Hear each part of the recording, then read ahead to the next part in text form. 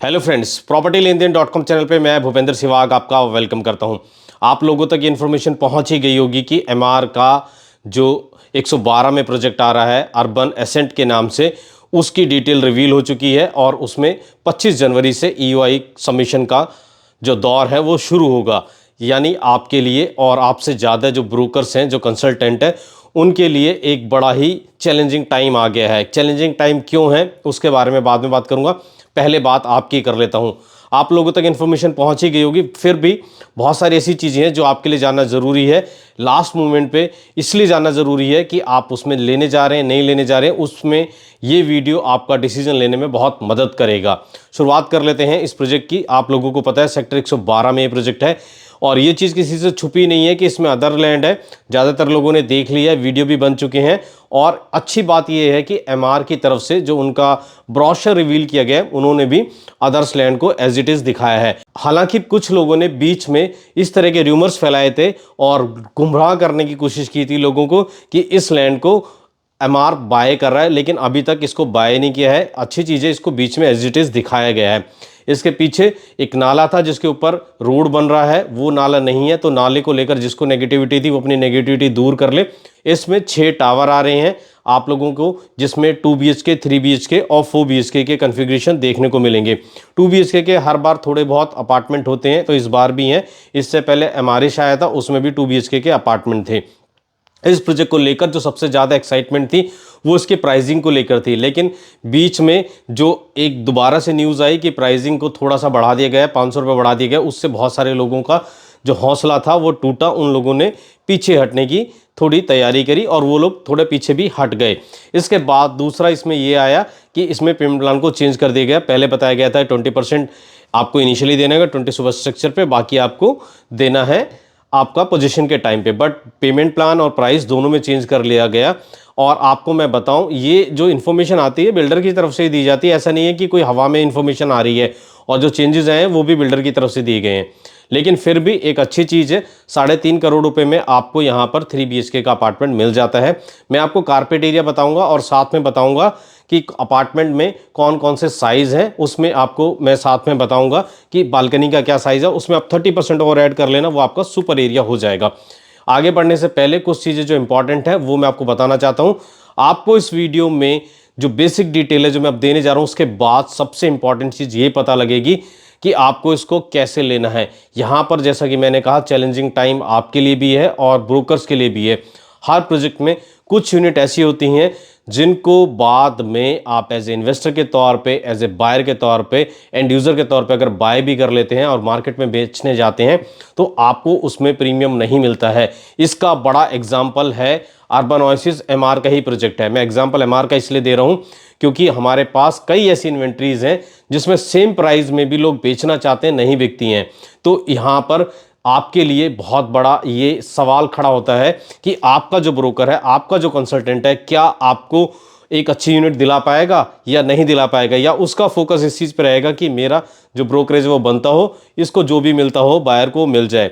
ये आपके लिए है, ये परीक्षा की घड़ी आपके लिए है, बायर के लिए है, ये कंसल्टेंट के लिए नहीं है। वो सबके लिए बराबर है क्योंकि आपने चूज करे हैं अपने कंसल्टेंट, तो अब आपको ही उस परीक्षा में खरा उतरना है।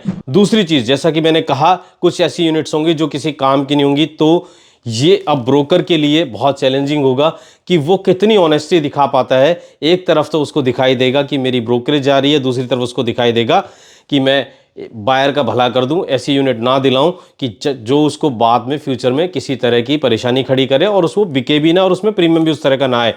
मैंने जैसा कि बताया, एग्जाम्पल हैं और हर प्रोजेक्ट में इस तरह के एग्जाम्पल होते हैं। इसलिए बार बार आपको कहा जाता है अपने जो ब्रोकर को, कंसल्टेंट को सोच समझकर चूज करें। लेकिन यहाँ पर मैं एक डिस्क्लेमर और देना चाहता हूँ। डिस्क्लेमर ये है, मैं यहाँ पर बिल्कुल ये नहीं कह रहा कि आपको हमें चूज करना है। हमें जो लोग चूज करते हैं, जो कर रहे हैं, उनको पता है हम उनके साथ किस तरह का व्यवहार करते हैं और हमारा कितना फेयर है। मैं बाकी बहुत सारे लोग भी अच्छा काम कर रहे हैं, लेकिन बहुत सारे लोगों में से आपको चूज करना है आपका कौन सा ब्रोकर है। यहाँ पर मैं अब आपको इसकी जो इंपॉर्टेंट चीज़ें हैं वो बता देता हूँ। 25 जनवरी को इसमें ईओआई सबमिट होगी, 25 लाख का आपका चेक जाएगा। अगर आप एनआरआई हैं तो आपको क्या करना है, आपको ईओआई फॉर्म स्कैन करके फिल करके जमा करना है, अपने ब्रोकर को, कंसल्टेंट को देना है, और साथ में आपका जो 25 लाख का चेक है उसकी स्कैन कॉपी जाएगी। अब मैं इसके पेमेंट प्लान पे आऊँगा और इसमें किस किस तरह की यूनिट है उस पर आऊँगा, वो आपको थोड़ा सा इसके बारे में बता देता हूँ। 2 BHK इसमें 1000 स्क्वायर फीट के आसपास अपार्टमेंट है। मैं कारपेट एरिया की बात कर रहा हूँ, वो आपको 3 करोड़ 5 लाख से लेके 3 करोड़ 7 लाख के आसपास बैठेगा। ये सारा इंक्लूसिव प्राइस है, इसमें अलग से कुछ नहीं होगा। बॉक्स प्राइस है, अलग से सिर्फ इसमें होगा जीएसटी, वो 5% होगा।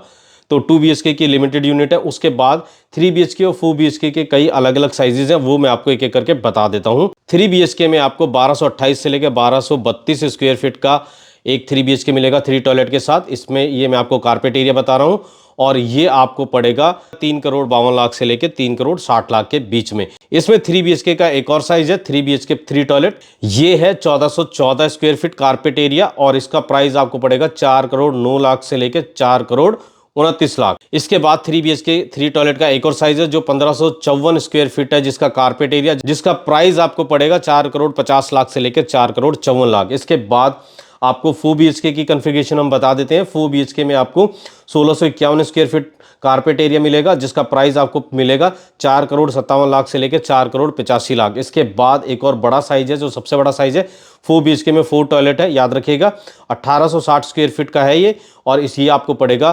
515 से लेके 547 CR, यानी 5 करोड़ 15 लाख से लेके 5 करोड़ 47 लाख के आसपास। इसमें 5% आपका जीएसटी अलग से जाएगा। आप पेमेंट प्लान की बात कर रहे थे, पेमेंट प्लान किस तरह से चेंज किया गया है, पहले क्या की बताया जा रहा था, अब क्या है उसको थोड़ा सा देख लेते हैं। तो पेमेंट प्लान में आप देखेंगे सबसे पहले 25 लाख रुपए से आपकी बुकिंग है, उसके 15 दिन के बाद आपको 9.5% देना है, उसके 45 दिन के बाद आपको 10.5% देना है। 25 लाख आपके एडजस्ट हो जाएंगे, आपके 20% चले गए 45 डेज में।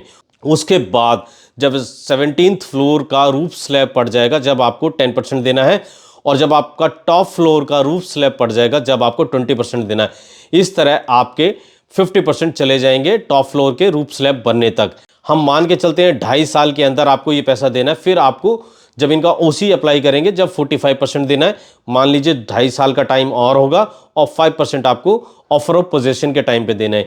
आपको 4 साल में सिर्फ 50% ही देना पड़ा। एक बहुत अच्छा पेमेंट प्लान है, और इसीलिए लोग इसमें अट्रैक्ट हुए। इससे पहले और अच्छा पेमेंट प्लान बताया जा रहा था, बट ये भी अच्छा पेमेंट प्लान है, इसमें कोई बुराई नहीं है।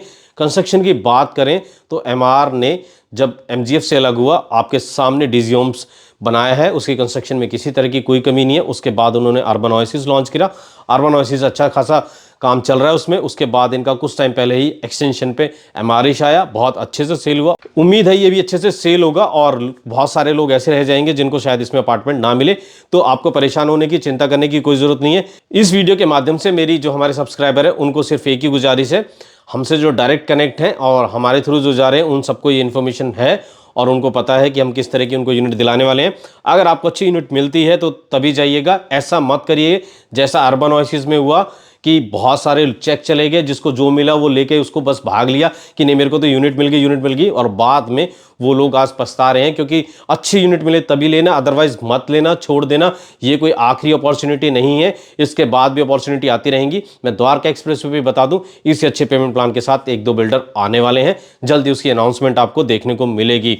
मार्केट उस तरह की नहीं है। हाँ, मारामारी आपको जरूर दिखेगी। वो कैसे दिखेगी मैं बताऊं आपको।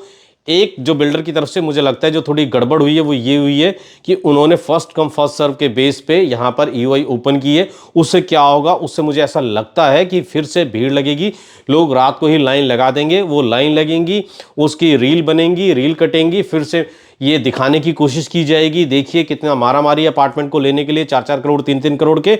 लेकिन ये मुझे लगता है प्रोसेस में थोड़ा सुधार की गुंजाइश थी, इसमें सुधार होना चाहिए था। जैसा पहले ये करते थे, ऑनलाइन पेमेंट ले लेते थे, उसके बाद आपको अलॉटमेंट के लिए बुलाते थे, वो मुझे लगता है कि ज़्यादा बेटर ये प्रोसेस था। इस प्रोसेस में मुझे लगता है जो ब्रोकर्स हैं वो चाहेंगे उनके, देखिए कोई भी ब्रोकर ये नहीं चाहता कि उसके क्लाइंट को बेकार यूनिट मिले, वो चाहता है उसके साथ उसके लॉन्ग टर्म रिलेशन हो और वो अच्छी से अच्छी यूनिट दिलाए। कोई भी ब्रोकर ऐसा नहीं चाहता है, लेकिन फिर भी सबको तो अच्छी यूनिट नहीं मिल सकती, कुछ यूनिट बहुत अच्छी नहीं होती हैं जिनको बेचने में आगे दिक्कत होती है, और यहाँ पर ही ये फाइट शुरू होती है। यहाँ पर ये शुरू होता है कि सबसे पहले कौन अपना EOI जमा कराए ताकि उसको पहले टोकन नंबर मिले और अच्छी वो यूनिट उसमें से चूज करा सके।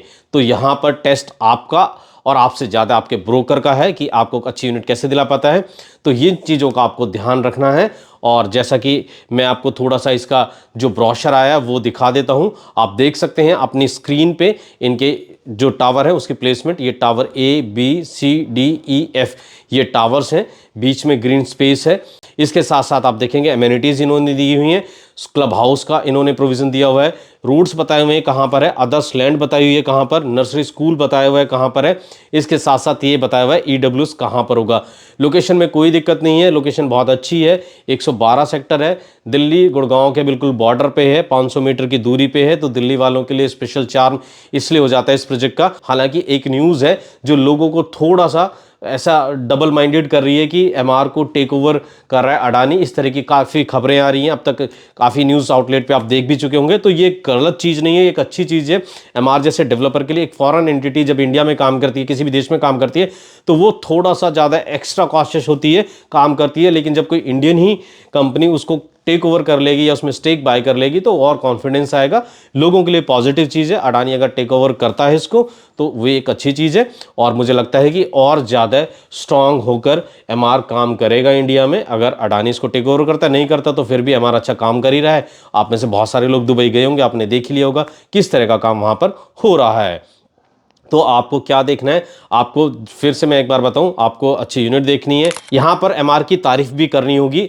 बहुत सारे डेवलपर आज भी इस तरह की गड़बड़ कर रहे हैं, पहले आपसे EOI ले लेते हैं, रेरा आने के बाद, मैं रेरा आने के पहले की बात नहीं कर रहा, फिर उसके बाद आपको अलॉटमेंट के लिए बुलाते हैं और अलॉटमेंट में ही आपको लेआउट और सारी चीज़ें दिखाई जाती है, मास्टर प्लान, और आपसे कहा जाता है कि चूज़ कर लो आपको जौन सी भी जैसी भी यूनिट चाहिए। ये एक गलत प्रैक्टिस है, मैं मानता हूँ। MR ने यहाँ पर एक अच्छा फैसला ये लिया है कि उसने सारी चीज़ें पहले आउट कर दी हैं। आप आराम से उनका लेआउट देखिए, ब्रोशर देखिए, आप यूनिट का फ्लोर प्लान है सब आराम से देखिए और उसके अकॉर्डिंग आप चूज़ कर लीजिए। उसके अकॉर्डिंग आप देख लीजिए कौन सी यूनिट आपको समझ में आती है, कौन सी डायरेक्शन की यूनिट आपको समझ में आती है, कौन सा फेसिंग आपको ठीक लगेगा। उसके बाद आप एक अच्छा डिसीजन ले सकते हैं। ये MR से दूसरे बिल्डर्स को सीखने की चीज़ है, वो सीख के इसको आगे बढ़ें और दूसरे बिल्डर्स के लिए मैं कहूँगा वो इनसे सीखें कि आपको भी पहले सारी चीज़ें रेरा आने के बाद आउट कर देनी चाहिए। उसके बाद ही बायर्स के सामने चॉइस होनी चाहिए कि वो कौन सी यूनिट खरीद रहे हैं। और बस थोड़ा सा जो इनका EOI लेने का प्रोसेस है वो मुझे लगता है कि उसमें सुधार की गुंजाइश थी। बाकी लोग अपना देख लीजिए जिन्होंने जिसको दिया है। हाँ, इस चैनल पे ज़रूर आए हैं तो आपको ये इन्फॉर्मेशन, वैल्यूएबल इन्फॉर्मेशन ज़रूर मिल गई है कि आपको कैसे जाना है। तो जैसे ही MR की तरफ से ये इन्फॉर्मेशन आई, मुझे लगा कि इन्फॉर्मेशन आपके साथ शेयर की जाए। उम्मीद करता हूँ वीडियो आपको पसंद आएगी। वीडियो पसंद आई तो वीडियो को ज़्यादा से ज़्यादा लाइक कर दीजिए, ज़्यादा से ज़्यादा लोगों तक शेयर कर दीजिए, ग्रुप में शेयर कर दीजिए, ताकि लोगों को समझ में आ जाए कि उनको किस तरह की यूनिट लेनी है, किस तरह की यूनिट से बचना है और उनको कैसे आगे अपनी प्रॉपर्टी को बाय करना है। इसमें इनको ये मदद मिलेगी। तो इसी उम्मीद के साथ मैं इस वीडियो को खत्म कर देता हूं। फिर मिलेंगे एक नई वीडियो में, तब तक के लिए थैंक यू दोस्तों।